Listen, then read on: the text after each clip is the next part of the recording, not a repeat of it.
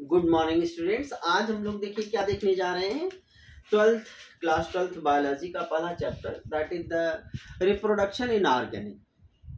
और इस चैप्टर में सबसे पहले क्या दिया हुआ है एनसीईआरटी में कि लाइफ स्पैन। तो लाइफ स्पैन एक्चुअली क्या है कि duration between birth and natural death. देखिए नेचुरल डेथ इसलिए कहा गया है क्योंकि किसी इंडिविजुअल के एक्सीडेंट में या बीमारी से पहले भी डेथ हो सकती है, नेचुरल डेथ से पहले भी। लेकिन हम किसको लाइफ स्पैन करेंगे? जो बर्थ और नेचुरल डेथ के बीच का जो समय है उसी को हम क्या कहते हैं? Life span. हर इंडिविजुअल की अगर बर्थ होती है तो डेथ भी सर्टेन है, कोई भी इमॉर्टल नहीं होता। हालांकि एक चीज कही जाती है कि जो यूनिसेलुलर ऑर्गेनिज्म होते हैं दे आर इमॉर्टल। इसको थोड़ा सा समझे रहिएगा कि क्यों ऐसा कहा जाता है कि यूनिसेलुलर इंडिविजुअल इमॉर्टल होते हैं। क्योंकि जो यूनिसेलुलर इंडिविजुअल होते हैं वो जैसे कि मान लीजिए कि अमीबा, दिस इज अमीबा। तो अमीबा जो है जब अपने डेथ से पहले क्या करेगा कि ये दो में डिवाइड हो जाएगा। This will divide into two, दो नए इंडिविजुअल में डिवाइड होगा। तो जब ये सेल दो नए इंडिविजुअल में डिवाइड होके बदल जाएगी तो ऑब्वियसली इस सेल का एग्जिस्टेंस तो खत्म हो जाएगा। The existence of this cell, this individual is lost, क्योंकि ये डिवाइड होके दो नए इंडिविजुअल में बदल गया। इसीलिए कहते हैं कि अगर मान लीजिए कि किसी की डेथ हो गई तो ऑब्वियसली वो डेड बॉडी होनी चाहिए। But here what is happening कि at the time of maturity this cell actually divide into two new individual, और ये अब सेल नहीं रह जाती है बल्कि ये डिवाइड होके दो नए इंडिविजुअल में बदल गई।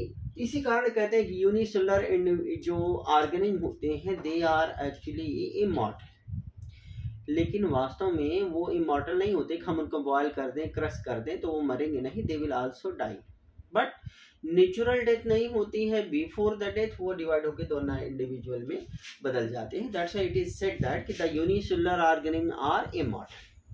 तो एक बार फिर से देखिए इस लाइफ स्पैन पे हम आते हैं कि जो लाइफ स्पैन है वो क्या है कि बर्थ और नेचुरल डेथ के बीच का समय है, ड्यूरेशन है, पीरियड।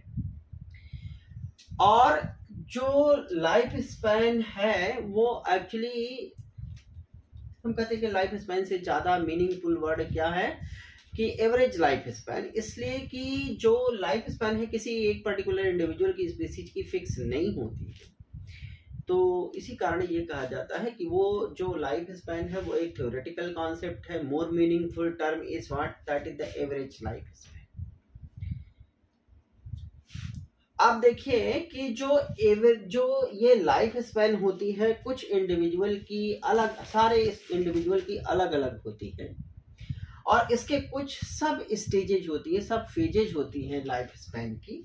उसको हम देख लेते हैं। जैसे कि इसकी जो फेजेज होती है लाइफ स्पैन की वो कौन कौन सी होती हैं उसको देखिए। तो इसमें पहला जो फेज होती है that is pre reproductive phase. Pre reproductive phase, इसी को और क्या कहते हैं? Juvenile phase. जुवेनाइल फेज और जुवेनिलिटी, या इसको और क्या कहते हैं कि वेजिटेटिव फेज।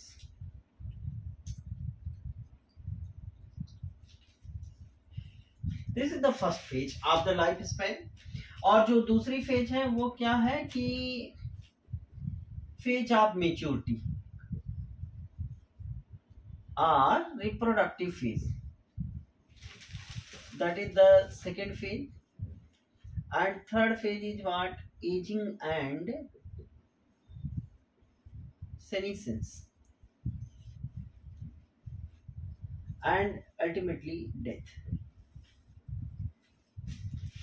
तो these are the सब फेजेज, सब stages of the life span. इसमें से एक एक करके हम सबको देखते हैं कि एक्चुअली क्या होते हैं इसकी मीनिंग। देखिए सबसे पहले हम क्या देखते हैं? प्री रिप्रोडक्टिव फेज, यानी कि जुवेनाइल फेज और प्री रिप्रोडक्टिव फेज और वेजिटेटिव फेज सारे एक ही चीज है। जो प्री रिप्रोडक्टिव फेज का मतलब कि किसी इंडिविजुअल की बर्थ से लेकर के रिप्रोडक्टिव मेच्योरिटी तक के ड्यूरेशन को हम क्या कहते हैं कि वो किस में आता है, pre reproductive phase. Pre means पहले और रिप्रोडक्शन के पहले। रिप्रोडक्टिव किसी इंडिविजुअल में, किसी प्लांट में, किसी एनिमल में उसकी बर्थ से लेकर के, यानी कि ये जो जुवेनाइल फेज है या रिप्रोडक्टिव फेज है वो कब से कब तक है कि बर्थ से लेकर के, from birth up to reproductive maturity. Birth से लेकर के रिप्रोडक्टिव मेच्योरिटी तक के ड्यूरेशन को हम क्या कहते हैं, reproductive, pre reproductive phase, reproduction से पहले वाली अवस्था, या उसी को हम क्या कहते हैं एनिमल के केस में जुवेनाइल फेज और जुवेनिलिटी। जैसे कि हम जानते हैं कि जैसे फ्लावरिंग प्लांट है, तो फ्लावरिंग प्लांट के केस में जो फ्लावर होता है वो रिप्रोडक्टिव ऑर्गन है। तो हम कहते हैं कि फ्लावरिंग से पहले तक वाले तक के समय को हम एंजियोस्पर्मिक प्लांट में, फ्लावरिंग प्लांट में क्या कहेंगे कि प्री रिप्रोडक्टिव फेज। क्योंकि प्लांट के केस में रिप्रोडक्टिव वेजिटेटिव फेज भी होती है, यानी कि जैसे मान लीजिए कि कोई प्लांट है तो इसमें जो ये रूट, स्टेम, लीफ है, these are what, these are the, ये रूट है, स्टेम है और लीफ है। रूट, स्टेम और लीफ ये वेजिटेटिव पार्ट है। तो कहते हैं अब जब फ्लावर बन गया, इसमें मान लीजिए कि फ्लावरिंग हुई तो ये फ्लावर बना, तो flower is what, that is the reproductive part of the plant. तो किसी पौधे में एक्चुअली एंजियोस्पर्मिक प्लांट में फ्लावरिंग से पहले, चूंकि ये वेजिटेटिव पार्ट प्लांट में डिफाइंड होता है, दैट्स व्हाई इस फेज को हम वेजिटेटिव फेज भी कहते हैं। लेकिन वेजिटेटिव टर्म को याद रखिएगा, we are using only in case of plant, not in case of animals. तो this was the first phase, pre reproductive phase, juvenile phase और वेजिटेटिव फेज। फिर से समझ लीजिए इसको कि बर्थ से लेकर के रिप्रोडक्टिव मेच्योरिटी तक के समय को हम क्या कहते हैं कि जुवेनाइल फेज और प्री रिप्रोडक्टिव फेज, और प्लांट के केस में हम इसी को क्या कहते हैं, वेजिटेटिव फेज। जब तक रिप्रोडक्टिव ऑर्गन नहीं बन जाते तब तक उसी को हम क्या कहते हैं, वेजिटेटिव फेज कहते हैं। Now we are coming on the second phase.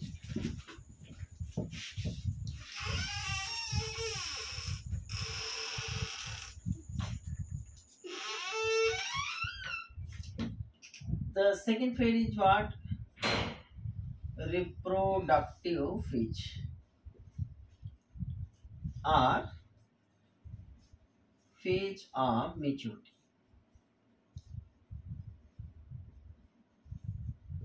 देखिए वास्तव में जब रिप्रोडक्ट, कोई इंडिविजुअल जैसे ह्यूमन बीइंग के केस में है, तो जब रिप्रोडक्टिव कोई मेल चाइल्ड और फीमेल चाइल्ड जब वो रिप्रोडक्टिवली मेच्योर हो जाता है, सेक्स सेल या गैमेट बनने लगते हैं, सेक्स हार्मोन्स बनने लगते हैं, तो कहते हैं कि that is the age of puberty. यानी कि जब वो रिप्रोडक्टिवली मेच्योर हो गया तब वहीं पे आकर के जो पहली फेज है pre reproductive phase, juvenile phase खत्म हो जाती है और वहां से रिप्रोडक्टिव फेज स्टार्ट हो जाती है। Pre reproductive phase, juvenile phase में सबसे बड़ा काम क्या होता है कि जुवेनाइल फेज में सबसे इंपॉर्टेंट काम होता है ग्रोथ एंड डेवलपमेंट। प्लांट के पास, एनिमल के पास जितने भी रिसोर्सेज होते हैं, they all are utilized for the growth and development of the individual. Reproductive phase में एक्चुअली क्या करता है इंडिविजुअल की रिप्रोडक्शन का काम करता है। और जो तीसरी फेज है इसकी,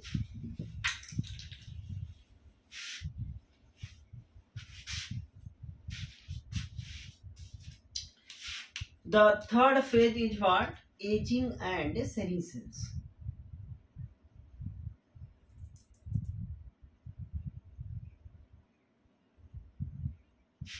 देखिए एक चीज यहाँ पे याद रखना है कि एजिंग का मतलब क्या होता है, literal meaning of the ageing is to grow old. तो एजिंग का मतलब क्या होता है कि जब किसी इंडिविजुअल की, किसी प्लांट और किसी एनिमल की बॉडी में क्या होने लगी कि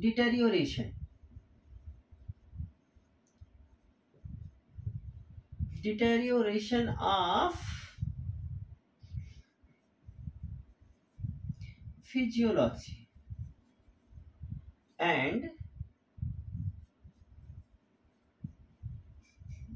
स्ट्रक्चर। जब बॉडी में फिजियोलॉजिकल जो मेटाबॉलिक रिएक्शन है, जो बॉडी में एनाबोलिज्म होती रहती है, वो कम होने लगे, कैटाबोलिज्म ज्यादा होने लगी। यानी कि एक तरीके से कह दिया जाए कि जब ageing means to grow old, यानी कि जब बॉडी में डिटेरियोरेशन होने लगे बॉडी के फिजियोलॉजी का, स्ट्रक्चर का, तब हम क्या कहते हैं कि एजिंग की प्रोसेस शुरू हो जाती है। और सेनीसेंस एक्चुअली क्या है कि सेनीसेंस को जब हम डिफाइन करते हैं तो कहते हैं कि this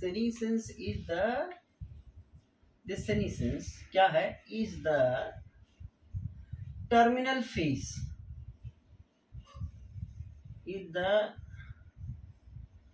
terminal phase, of ageing.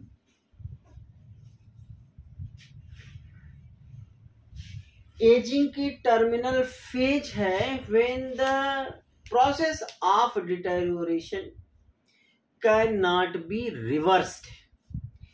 Ageing leads to senescence. Ageing होते होते आदमी कहाँ पहुंच जाता है, सेनीसेंस तक। एजिंग की टर्मिनल अवस्था है जहां पर जाकर के जो डिटेरियोरेशन है उस प्रोसेस को रिवर्स ना किया जा सके, तो उसी को हम क्या कहते हैं, सेनीसेंस। और सेनीसेंस से एक्चुअली क्या होता है, senescence actually leads to death.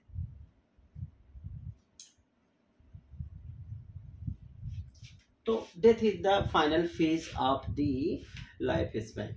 तो एक बार देख लीजिए कि actually first phase juvenile phase, pre reproductive phase, vegetative phase, second was the maturity और reproductive phase, third is the ageing and senescence, finally ageing और सेनीसेंस के बाद क्या होता है, डेथ। तो these are the different steps of the life span.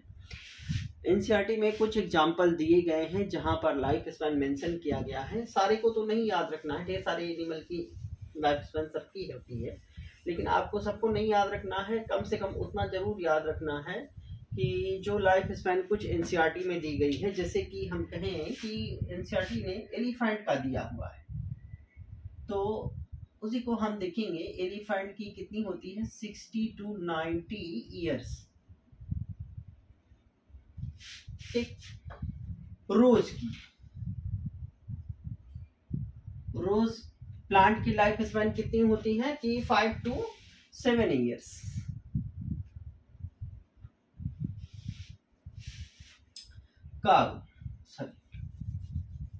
Dog की देखिए कि जो डॉग की लाइफ स्पैन होती है दैट इज 25 to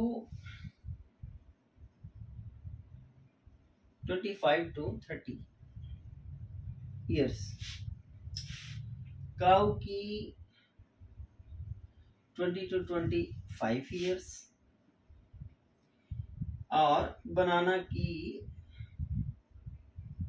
भी लगभग 25 साल, 25 ईयर्स।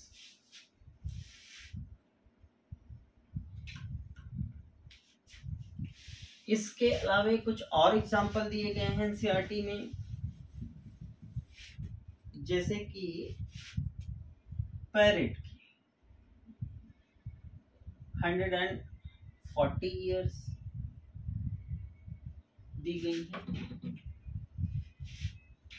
और क्रोकोडाइल की 60 ईयर्स, हॉर्स की 60 ईयर्स, और फ्रूट फ्लाई की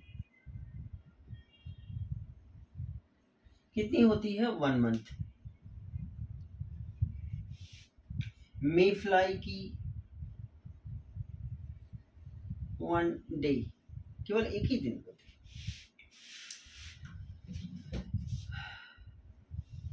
राइस की 4 मंथ।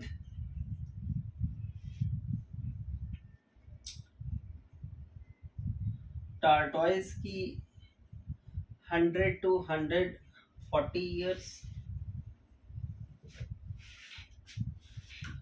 और बनियन ट्री की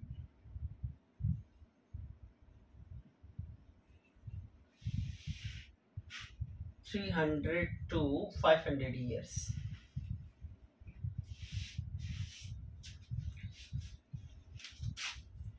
These are the some examples which are given in the NCERT lifespan के बारे में दिया गया है।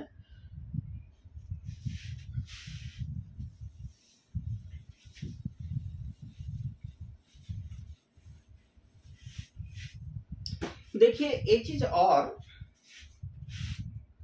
कि जो लाइफ स्पैन है वो बॉडी की साइज और उसकी कॉम्प्लेक्सिटी पर डिपेंड नहीं करता है, क्योंकि कुछ एग्जांपल दिए गए हैं एनसीईआरटी में, जैसे मैंगो का जो लाइफ स्पैन होता है दैट इज 200 इयर्स। और दूसरी चीज कि जो पीपल ट्री होता है, पीपल ट्री जिसे हम, इसका बॉटनिकल नेम क्या है, फिकस रिलीजियोसा, इसका जो लाइफ स्पैन है 2000 to 3000 इयर्स। तो अब इस मैंगो की साइज में प्लांट के और पीपल ट्री की साइज में बहुत ज्यादा डिफरेंस नहीं होता है, और लेकिन एज में बहुत ज्यादा डिफरेंस है। 200 ईयर एंड 2000 to 3000 इयर्स तो ज्यादा डिफरेंस है। उसी तरीके से one more example NCERT has given कि जो पैरेट है ये लाइफ स्पैन कितना है 140 इयर्स, और जो क्रो है दैट इज 15 इयर्स। तो अब पैरेट और कौवे की साइज में बहुत ज्यादा डिफरेंस नहीं होता है, लेकिन लाइफ स्पैन में डिफरेंस है ज्यादा। तो इस बात से केवल एक चीज बताई गई है कि एक्चुअली जो लाइफ स्पैन है वह किसी इंडिविजुअल की साइज और उसके बॉडी की कॉम्प्लेक्सिटी पे डिपेंड नहीं करता, निर्भर नहीं करता। There is no correlation between the size and the complexity of the individual body. तो this was about the life span. अब इस लाइफ स्पैन के बाद हम सीधे सीधे जो टॉपिक का नाम है that is the reproduction in organism उस पे आ जाते हैं कि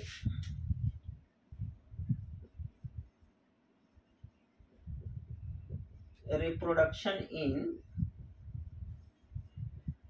ऑर्गेनिज्म। देखिए हम जानते हैं कि रिप्रोडक्शन का मतलब कि रिप्रोडक्शन जो है वो दो वर्ड से मिलकर बना हुआ है। This reproduction is made up of the two words री एंड प्रोडक्शन। रिप्रोडक्शन, तो रिप्रोडक्शन एक बायोलॉजिकल प्रोसेस है जिससे इंडिविजुअल क्या करता है कि that produces the young ones.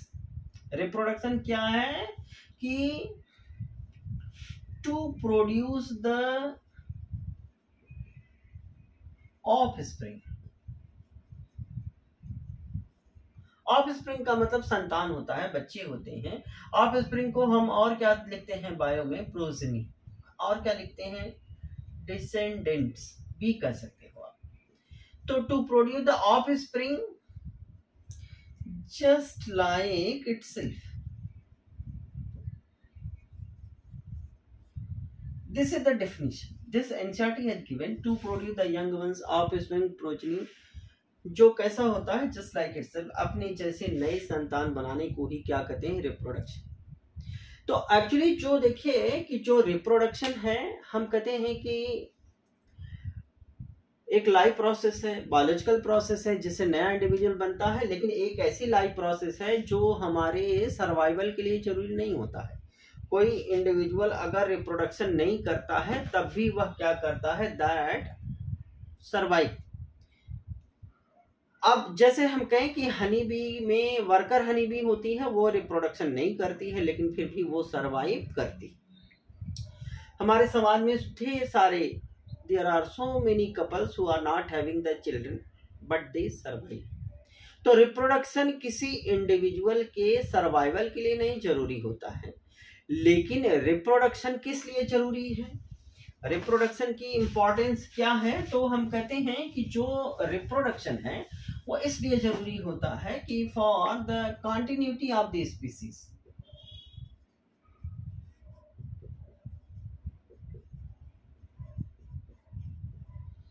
Reproduction species की कंटिन्यूटी के लिए जरूरी होता है। और देखिए कि हम एक चीज देखेंगे कि जो रिप्रोडक्शन है वो एक्चुअली देखिए ये रिप्रोडक्शन दो तरीके से होता है। पहले को हम क्या कहते हैं कि one is the asexual reproduction and second one is what, sexual reproduction.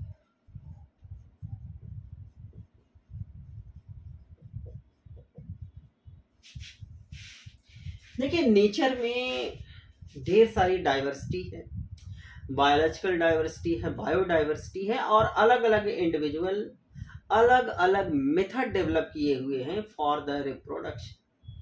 सबसे पहले कुछ चीजें एनसीईआरटी ने एसेक्सुअल रिप्रोडक्शन के बारे में दी है कि जो एसेक्सुअल रिप्रोडक्शन है वो एक्चुअली क्या होता है, कि एसेक्सुअल रिप्रोडक्शन वह रिप्रोडक्शन है जिसमें एक ही इंडिविजुअल इन्वॉल्व होता है।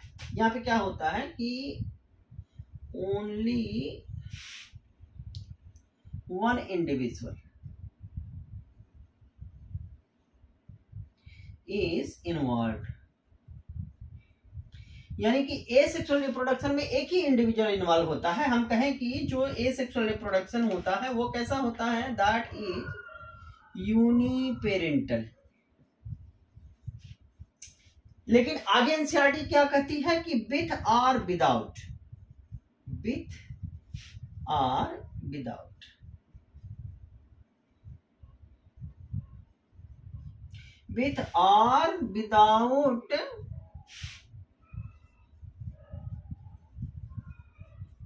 with or without formation of gamete। देखिए एसेक्सुअल रिप्रोडक्शन में एक ही इंडिविजुअल इन्वॉल्व होता है तो गैमीट का फॉर्मेशन नहीं होता। एसेक्सुअल रिप्रोडक्शन में गैमीट नहीं बनता, इसी कारण तो उसको क्या कहा गया, एसेक्सुअल, यानी कि वहां पर ये जो गैमीट है या जिसको हम और क्या कहते हैं सेक्स सेल होती है या जिसके हम और क्या कहते हैं जर्म सेल होती है, वह इन्वॉल्व नहीं होता, उसका फॉर्मेशन नहीं होता है। एसेक्सुअल रिप्रोडक्शन में इस चीज को जरूर याद रखिए कि गैमीट नहीं बनते, सेक्स सेल नहीं बनती या जर्म सेल नहीं बनती है, और ना ही मियोसिस होती है और ना फर्टिलाइजेशन ही होता है। लेकिन यहाँ पे एनसीईआरटी ने जो ये दिया हुआ है कि विथ और विदाउट फॉर्मेशन ऑफ गैमीट, यानी कि ये सेक्सुअल रिप्रोडक्शन में कभी गैमीट बन भी सकता है या नहीं भी बन सकता। ये एनसीईआरटी की वो लाइन बहुत इंपॉर्टेंट है।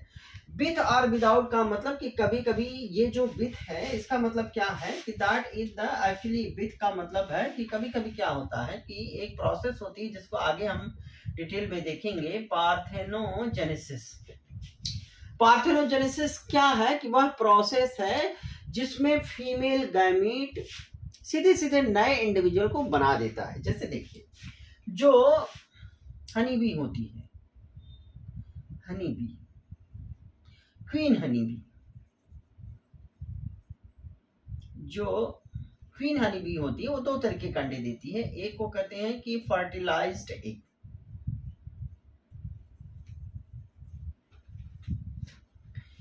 और ये कैसा होता है, फर्टिलाइज्ड एग 2n यानी डिप्लॉयड होता है, और दूसरा जो एग देती है दैट इज अनफर्टिलाइज्ड एग।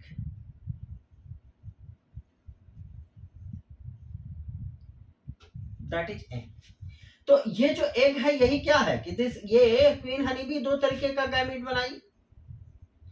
एक गैमीट कैसा है कि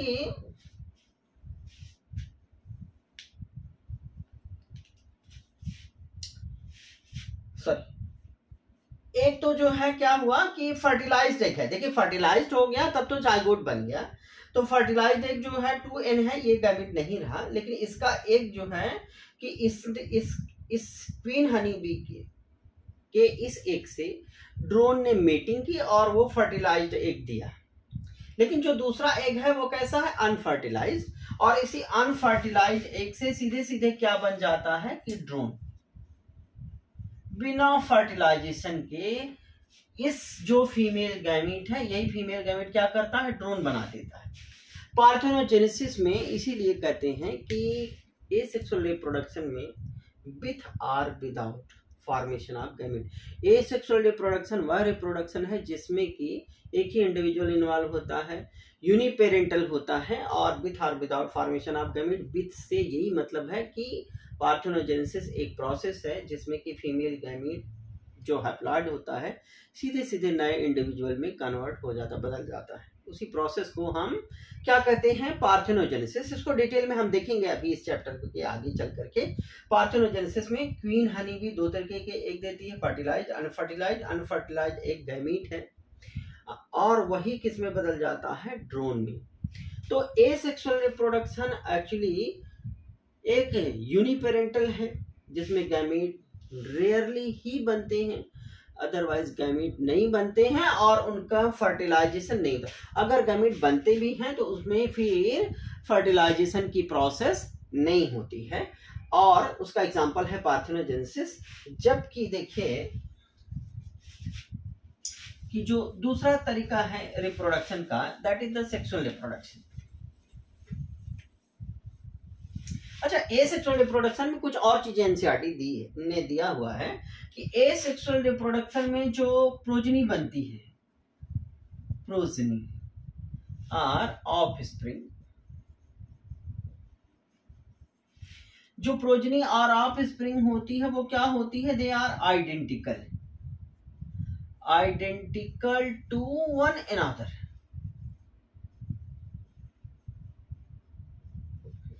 यानी कि एसेक्सुअल रिप्रोडक्शन से बनने वाली प्रोजनी आपस में क्या होती है, मान लो 5 बच्चे हुए एसेक्सुअल रिप्रोडक्शन से, तो 5 के 5 बच्चे आपस में कैसे होते हैं, आइडेंटिकल। और दूसरे और क्या होते हैं, exact copies, exact copies of their parent. यानी कि एसेक्सुअल रिप्रोडक्शन से जो प्रोजनी बनती है, जो ऑफस्प्रिंग बनते हैं, बच्चे बनते हैं सेक्सुअल रिप्रोडक्शन से, वो आपस में आइडेंटिकल होते हैं और अपने पेरेंट की एग्जैक्ट कॉपी होते हैं। लेकिन उसी के नीचे एनसीईआरटी ने क्वेश्चन पूछा हुआ है कि क्या एसेक्सुअल रिप्रोडक्शन से बनने वाली प्रोजनी जो होती है जेनेटिकली आइडेंटिकल होती है कि डिफरेंट होती है। जेनेटिकली ये क्या होते हैं, जेनेटिकली आइडेंटिकल और डिफरेंट। ये बहुत इंपॉर्टेंट चीज है, 10th में भी इस चीज को थोड़ा सा दिया गया था एनसीईआरटी में, कि अब जब एनसीईआरटी ने ये चीज तो लिखा हुआ है कि एसेक्सुअल रिप्रोडक्शन से बनने वाले बच्चे जो होते हैं, संतान जो होती है, ऑफस्प्रिंग जो होती है, प्रोजनी जो होती है, वो आपस में आइडेंटिकल होती है, अपने पेरेंट की एग्जैक्ट कॉपी होती है। तो क्या वो जेनेटिकली भी आइडेंटिकल होते हैं या डिफरेंट होते हैं? याद रखिएगा कि जब भी रिप्रोडक्शन होता है तो डीएनए का रेप्लिकेशन बहुत जरूरी होता है, बिना उसके सेल डिवीजन, न्यूक्लियर डिवीजन नहीं हो सकता। और जब रिप्रोडक्शन के समय डीएनए का रेप्लिकेशन होता है, जो कि एक बायोकेमिकल प्रोसेस है, कोई भी बायोकेमिकल प्रोसेस 100% रिलायबल नहीं होती, 100% सेम रिजल्ट नहीं देती है, थोड़े बहुत डिफरेंस जरूर आते हैं। इस कारण से एसेक्सुअल रिप्रोडक्शन से बनने वाली प्रोजनी जेनेटिकली आइडेंटिकल नहीं होती है। ये चीज 10th में भी दिया गया था कि do organism create exact copies of themselves, नहीं, क्योंकि जो डीएनए का रेप्लिकेशन है वो एक बायोकेमिकल प्रोसेस है, बायोकेमिकल प्रोसेस हमेशा 100% सेम रिजल्ट नहीं देती है। दूसरी चीज, अब थोड़ा सा हम सेक्सुअल रिप्रोडक्शन को भी देख लेते हैं। कहते हैं कि सेक्सुअल रिप्रोडक्शन में हमें 2 इंडिविजुअल चाहिए। हमें क्या चाहिए, एक मेल चाहिए और एक फीमेल चाहिए। एक मेल और एक हमें क्या चाहिए, फीमेल। ये क्या बनाएगा, male gamete, they will produce the male gamete, and female क्या बनाएगी, फीमेल गैमीट। यानी कि फीमेल गैमीट बनाएगा। फिर मेल और फीमेल गैमीट, जैसे मेल इंडिविजुअल स्पर्म बनाता है, फीमेल क्या बनाती है, ओवा बनाती है, और ये दोनों ही हैप्लॉइड होते हैं, फ्यूज करके क्या बनाएंगे, 2n जाइगोट बना देंगे। यानी कि एक तरीके से कहा जाए कि सेक्सुअल रिप्रोडक्शन कैसा है, दो इंडिविजुअल चाहिए, एक मेल और फीमेल, तो सेक्सुअल रिप्रोडक्शन। लेकिन ध्यान रखिएगा वर्ड की सेक्सुअल रिप्रोडक्शन एनसीईआरटी ने क्या लिखा हुआ है, this is generally by parental. यानी कि सेक्सुअल रिप्रोडक्शन हमेशा नहीं, अगर आपसे एसएसएल रीजन करके भी क्वेश्चन आते हैं तो ऑब्वियसली अगर हम कह दें sexual reproduction is always biparental, गलत है, हमेशा बाय पेरेंटल नहीं होता। Mean majority of the cases में generally sexual reproduction biparental होता है, मेल चाहिए फीमेल चाहिए। लेकिन वे प्लांट जो बाइसेक्सुअल होते हैं, सरसों का पौधा है, आम का पौधा है, उसमें मेल और फीमेल रिप्रोडक्टिव ऑर्गन तो एक पे ही होते हैं, तो इस कारण से वो अकेले भी यूनिपेरेंटल वहां पे हो सकता है। उसी तरीके से जैसे हम कहें कि ये टीनिया है, टीनिया सोलियम, टीनिया सोलियम को हम क्या कहते हैं, टेपवर्म। टेपवर्म ये कैसा है, बाइसेक्सुअल है, हर्माफ्रोडाइट है। यानी कि इस टेपवर्म में male reproductive organ female reproductive organ एक में ही होते हैं। ये अकेले मेल गैमीट भी बनाता है, फीमेल गैमीट भी बनाता है और सेक्सुअल रिप्रोडक्शन कर सकता है। यहाँ पर ये एनिमल अकेले ही सेक्सुअल रिप्रोडक्शन कर सकता है। यहाँ पे हम कह रहे हैं कि सेक्सुअल रिप्रोडक्शन बाई पेरेंटल नहीं है, एक ही तो इंडिविजुअल चाहिए, तो हमेशा नहीं होता है सेक्सुअल रिप्रोडक्शन बाई पेरेंटल, लेकिन इन generally the sexual reproduction is by parental. देखिए इसके अगले जो लेक्चर है, वीडियो लेक्चर में हम लोग क्या देखेंगे, एसेक्सुअल रिप्रोडक्शन को पूरी डिटेल में देखेंगे, अच्छे से देखेंगे। और हमारी कोशिश यही रहेगी कि इसमें इस लेक्चर को जो अगले एसेक्सुअल या सेक्सुअल को देखेंगे, इसको देखने के बाद आपको कुछ और देखने की और कुछ पढ़ने की जरूरत ना रहे। आप चाहे सीबीएसई बोर्ड के क्वेश्चन अटेम्प्ट करना हो आपको, चाहे वो मेडिकल के क्वेश्चन अटेम्प्ट करना हो, आपका छूटे नहीं। और अगर आपको लगता है कि चैनल में दी गई, इस लेक्चर में दी गई चीज़ें आपके लिए उपयोगी हैं, तो सब्सक्राइब जरूर कर लीजिए ताकि आपको आगे की नोटिफिकेशन टाइम से मिलती रहे। तो in the next video lecture we will discuss about asexual reproduction and its type. Thank you children for the watching the video.